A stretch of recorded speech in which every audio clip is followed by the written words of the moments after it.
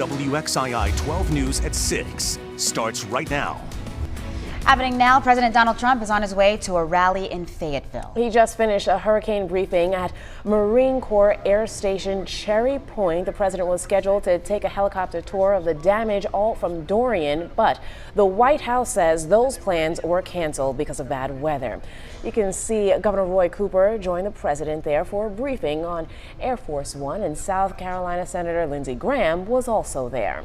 In about an hour, the president will host a rally pushing people to vote in tomorrow's special elections, including one in the state's 9th district. Republican Dan Bishop will be at the president's rally tonight. He's running against Democrat Dan McCready.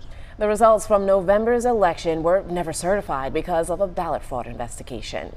As the president takes off for that rally in Fayetteville, people are already starting to fill the crowd in the Expo Center there. Bria Love is live there tonight in Fayetteville. Bria, Senator Thom Tillis took the stage a little while ago. How did the crowd react?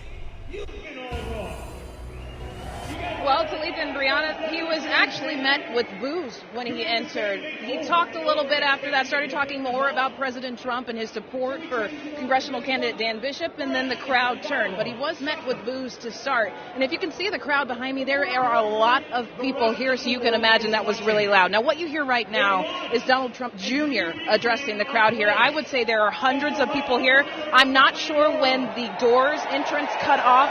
Lots of cheering, as you can hear, but the only room left is at places where you can't see. You wouldn't be able to see the people speaking if you were to come in the doors at this moment. Now, we did talk to people outside of the Expo Center earlier this afternoon who spent days, hours waiting outside to make sure that they could secure a close spot today. We talked to one Korean War veteran who hopes to hear the president speak on the military tonight.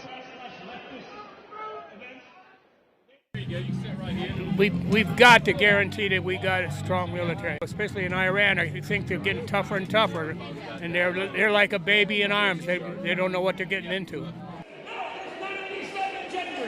Well, other people we talked to, other supporters say they want to hear about working with both parties, immigration, amongst other things, ahead of the 2020 election. But we do know that President Trump is set to speak here at 7 o'clock tonight, along with Vice President Pence, and we'll keep you updated with more information coming up tonight at 10 and 11. Reporting live in Fayetteville, Bria Love, WXII 12 News. Bria, thank you. And speaking of Vice President Pence, he definitely is scheduled to join the president at tonight's rally. But earlier this afternoon, he attended a Get Out the Vote event at Wingate University with 9th District candidate Dan Bishop on the Republican side. Democrat Dan McCready is rallying voters too. He spoke to people today in Fayetteville about the issues important to them and what they want to see from their next representative. Tomorrow's special election is the last congressional race of 2018. Just to recap, Republican Dan Bishop is up against Democrat Dan McCready. Results from last year's election were tossed out because of a ballot fraud investigation. That is why the State Board of Elections called a special election. And Dan Bishop is expected to be at the president's rally tonight in Fayetteville. We're going to live stream that event on Facebook just as soon as it starts. Make sure you like the WXII 12 News Facebook page to get a notification as soon as we go live. A third death is now linked to Hurricane Dorian. Governor Roy Cooper says a man died on Saturday in a chainsaw accident while trying to clear a downed tree in New Hanover County.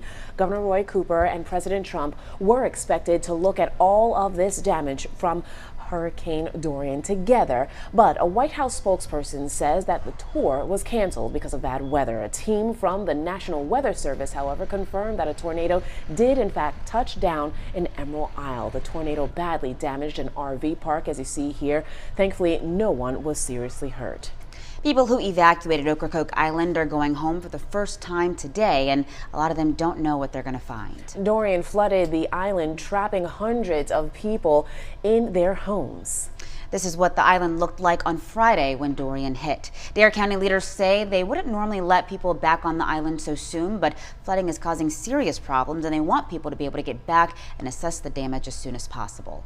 The island's power and safe water systems are not operating right now. County leaders fear many people won't be able to get back inside of their homes. In addition to that, part of NC 12 on Ocracoke Island is washed out. It could be months before it is repaired. The NCDOT's Division of Aviation is using drones to survey all the damage on the Outer Banks. These photos were taken yesterday afternoon. Crews are working to clear sand and water from the area, and according to the DOT website, it could be February before this stretch of NC-12 is back open to vehicles. Dozens of Greensboro firefighters are actually back from Ocracoke Island. The special operations team got back to the Triad following a 6-day deployment. The firefighters say they were glad to help out during this time. The local resources were, they had their hands full, so we just wanted to assist them in any way possible and fill a need and make life, get life back to normal as soon as possible for the citizens. In fact, some people in the Outer Banks still can't go home. Tomorrow, there are going to be unrestricted access to some villages on the Outer Banks. Rodanthe, Waves, and Salvo will all open up tomorrow at noon. People still can't get back to places closer to where Dorian made landfall. Tonight, the Dare County Control Group will meet to talk about re-entry for Hatteras, Frisco, Buxton, and Avon. Dorian made landfall on Cape Hatteras Friday morning. It's been a week since Hurricane Dorian devastated the Bahamas. At least 44 people are confirmed dead and many are still missing. Tonight on NBC Nightly News, Gabe Gutierrez joins a relief flight from Puerto Rico for a closer look at the help coming into the Bahamas. Well, 'tis the season for tropical weather. Chief Meteorologist Lainey Pope, from Dorian now you're also spotting something else off in the tropics. That's right. We're down to a G name now. We've got Gabrielle that is out in the Atlantic. Now, thankfully, this storm system is going to stay out in the Atlantic. In fact, it is racing to the northeast right now at 21 miles an hour. It has 50-mile-per-hour winds. So thankfully, no hazard to land. Not only do we have Dorian there out in the Atlantic, but the National Hurricane Center is also watching a couple of areas of showers and thunderstorms. This one near Hispaniola moving west-northwest. Not expecting any quick development with this one, but could be some development later as it approaches the Bahamas outside of 5 days. And then farther out into the tropical Atlantic, this one is about 1,200 miles east of the Lesser Antilles, moving to the west over the tropical Atlantic, and some slow development possible with that one. I mentioned we're down to the G name. The next one would be Umberto. There are H name, and we are so far with 7 named storms, 2 hurricanes, and of course one of those becoming a major hurricane as compared to what was forecast by NOAA. We are on our way. Of course, September usually a very active month. Thanks, Lainey. North Carolina lawmakers are doing something that's never been done before in state history. They're trying to create nonpartisan legislative districts. The court ordered this unprecedented move last week after ruling that the current district maps are unconstitutional. Bill O'Neill joins us in Raleigh with their game plan. The maps ordered by the courts could very well decide who runs the legislature. Republicans lost their supermajority last year. They could lose their simple majority next year. We're here today to respond to a court order. Both House and Senate committees on redistricting began work today on new maps. It suffices to say that the rules of the road have now changed with respect to the 2017 districts.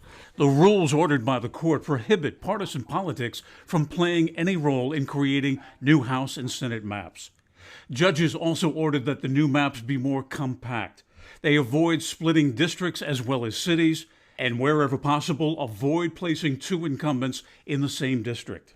Finally, we'll be able to have an election where folks won't know the outcome of the election until election night, and I think that's best for the people of North Carolina. The prior map writers have done a good job, and we'll take a look at the best of the best and go with a joint decision. The hearings attracted a lot of spectators as well as lawmakers who are not members of either the House or Senate redistricting committees, including Senate Leader Phil Berger. Senator Berger announced last week that Republicans would not challenge the court ruling, ending years of legal battles over redistricting. At the end of the day, do you think these maps will be better than what they currently are?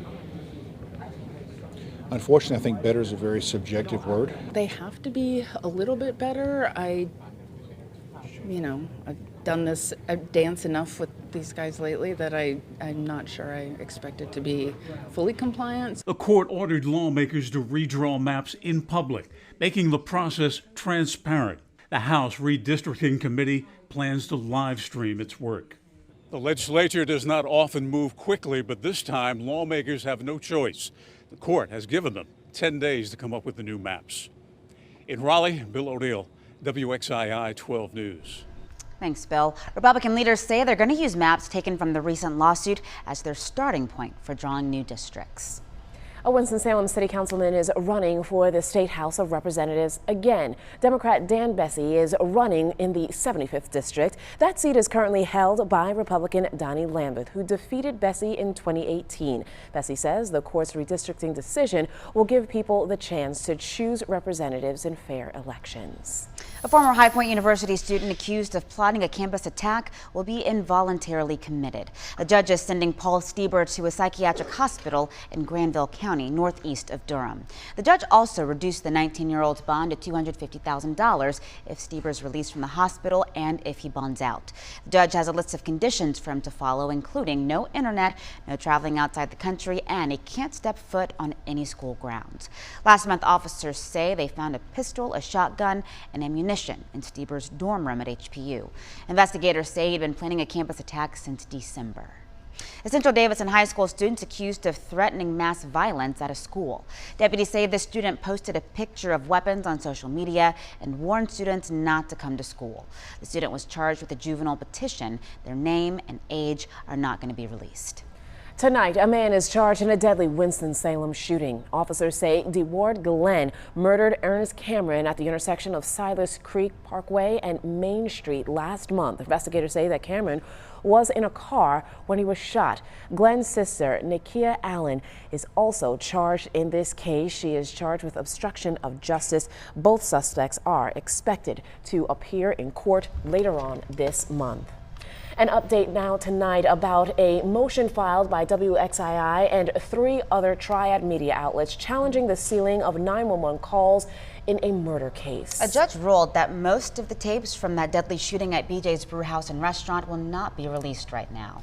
Police say a man was shot and killed at the restaurant in Winston-Salem last month. A suspect has been charged. In the days after the shooting, police released 2 of the 7 911 calls. In a hearing today, the assistant district attorney told Judge David Hall that there were more than a dozen witnesses who have not since been interviewed. Judge Hall says that he's not going to release the remaining 911 calls because of the ongoing investigation. Judge Hall, however, will review the motion again in February.